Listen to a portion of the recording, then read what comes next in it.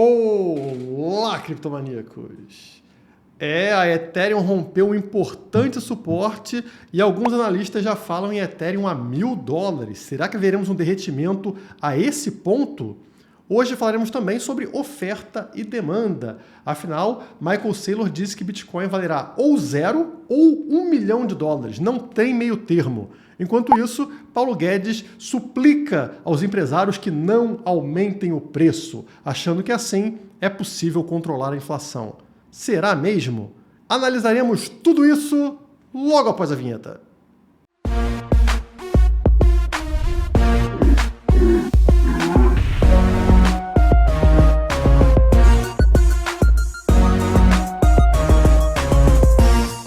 Hoje tem presente para você, então já deixa aquele like. Estamos lançando a 5ª edição do nosso Telescópio Cripto, totalmente gratuito, o nosso relatório mensal e o relatório mais completo do mercado. Nesse mês, falamos sobre o caso da Luna, aquela stablecoin que abalou o mercado de criptomoedas, derrubou tudo e gerou o medo que eu sei que você tem da sua stablecoin também cair para zero e você perder todo o seu dinheiro. Será que isso é possível? Nesse relatório você vai saber se é ou não. Afinal, nessa edição a gente fala sobre o futuro das stablecoins, análise gráfica de médio e de longo prazo para as criptomoedas, análise on-chain e futuro do DeFi. Você aí que investe em criptomoedas DeFi, é importantíssimo você ler esse relatório. Essa é a capa maravilhosa do nosso Telescópio Cripto e aqui o título é Abortar Missão Luna, uma análise sobre stablecoins.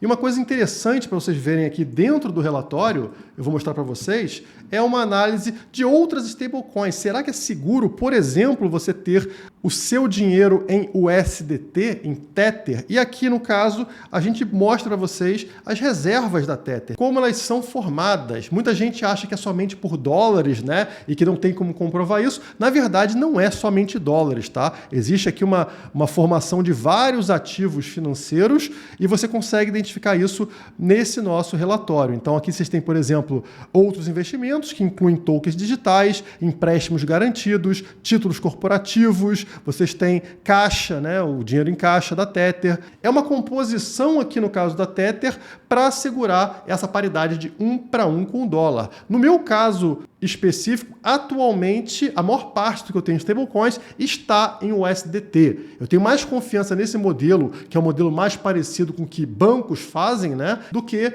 em outros modelos que a gente tem de stablecoins que ainda não tem tanta confiança como a gente percebeu no caso da Luna, que era uma stablecoin algorítmica. Explicamos também aqui dentro do relatório outras stablecoins, como por exemplo a USDC. Será que você pode confiar na USDC? Entre no relatório e descubra. Além disso, a gente tem várias e várias páginas de análise gráfica, análise fundamentalista, análise on-chain, enfim, um relatório extremamente complexo, de graça para vocês, está aqui na descrição e também no comentário. Aproveitem! Bom, então vamos falar sobre a Ethereum. Enquanto isso, você deixa aquele like, não esqueça, né? E se inscreve no canal caso não seja inscrito ainda. Bom, a Ethereum está rompendo aqui um suporte que vinha sendo testado desde 2021 e agora ele foi rompido, né? Está sendo rompido, na verdade, no gráfico semanal e esse é o grande risco que a gente tem. Olhem aí na tela o que aconteceu. Estão vendo uma linha amarela que marca esse suporte que eu estou falando exatamente nos $1.720, tá? E ele foi testado aqui várias vezes desde maio de 2021. Então aqui no gráfico semanal vocês percebem que a semana vai lá, né? O preço cai na semana, bate nessa linha e volta a subir a partir dela. Então aconteceu em 17 de maio, aconteceu novamente em 21 de junho, aconteceu aqui de novo em 19 de julho e aqui mais recentemente diversas vezes. E agora, finalmente, nessa semana, a gente está rompendo esse suporte de longo prazo e o preço afundando aqui bonito. Já estamos em $1.670. Isso é um risco, se a gente abrir aqui o gráfico diário, vai ficar mais claro para vocês o que pode acontecer. Então aqui está o gráfico diário, onde estão vendo a mesma linha, né? Como o preço recua até este patamar e volta a subir. Aconteceu várias vezes nos últimos dias e agora finalmente estamos rompendo. E se a gente afastar esse gráfico, vocês vão perceber que, assim como a gente viu no gráfico anterior, esse mesmo suporte foi testado diversas vezes entre maio e julho de 2021. E o problema da gente fechar a semana abaixo desta linha, e a semana se fecha no domingo, né? Então nós estamos na sexta-feira, temos alguns dias aí para o preço tentar recuperar. Caso feche abaixo dessa linha, a tendência é que o preço tende a recuar até um próximo patamar, um próximo nível aqui, que é esta região que eu coloquei logo abaixo. Que região é essa? Bom, é uma região que vai aqui desde os $1.300 até os $1.400. E por que pode acontecer um recuo até essa região? Porque, se vocês notarem no gráfico, foi a região encontrada, foi o suporte encontrado neste momento aqui em março de 2021. Tá? Então, o preço recua, como vocês podem ver, né? Ele vai para baixo dessa linha amarela e vem beijar justamente esta região. Ele fecha acima dela, né? Encosta nos 1.400 e faz como suporte, mas chega a ter um pavio para dentro dessa região entre os 1.300 e 1.400. E essa região anteriormente, neste período aqui, no iniciozinho de 2021, em janeiro de 2021, também era uma resistência. Então era resistência, rompeu, foi lá em cima e voltou para testar justamente essa região que era resistência como suporte, e a partir dessa confirmação como suporte é que o preço disparou até regiões lá de alta histórica. Então a tendência com o rompimento dessa linha amarela, desse suporte, é voltarmos a testar essa região aqui, que para mim vai ser o fundo do poço da Ethereum. Por quê? Porque essa mesma região, se a gente afastar ainda mais o gráfico, olha só o que ela foi lá atrás, lá no passado. Ela foi justamente a alta histórica de janeiro de 2018, né? Lá do ciclo anterior. Então a Ethereum bateu nessa região aqui, ao redor dos $1.400, e a partir daí ela voltou a cair. Então, quer dizer, esse ponto aqui é como os $20 mil para o Bitcoin. 20 mil foi o topo do Bitcoin nesse ciclo aqui de 2017 e 2018. Idem para Ethereum. No caso da Ethereum foi $1.400. Por isso que eu acho que esse é o fundo do poço para Ethereum. Mas, se for rompido, a gente tem que sempre considerar essa possibilidade, teria um rompimento aqui e a gente buscaria um próximo suporte nesta região aqui dos $1.000, tá? Que é uma região também que serviu lá atrás como suporte, como vocês podem notar aqui em janeiro de 2021, né? Encontrou resistência na região ali dos $1.300, não conseguiu romper e veio beijar aqui o suporte dos $1.000. Então, seria um próximo suporte que eu não acho que vai chegar, tá? Para mim, como eu falei para vocês, o grande suporte aqui é esse dos $1.400 até os $1.300, que é uma grande oportunidade de compra de Ethereum para quem quer entrar no mercado. E esse suporte que eu comento com vocês também foi citado em algumas matérias por aí, como essa aqui da Cointelegraph Brasil. Traders miram preço da Ethereum em $1.400 após a Ethereum cair mais perto de um nível de suporte crítico. Na verdade, esse nível já foi rompido, conforme eu falei para vocês, né? Acaba de ser rompido, e a tendência seria buscar esses $1.400 caso ela feche abaixo desse nível até domingo, até o fechamento semanal. A semana tem que fechar acima daquele suporte anterior que eu mostrei para vocês. Se não fechar, a tendência é realmente vir para os $1.400. Eles mostram alguns gráficos interessantes aqui, ó.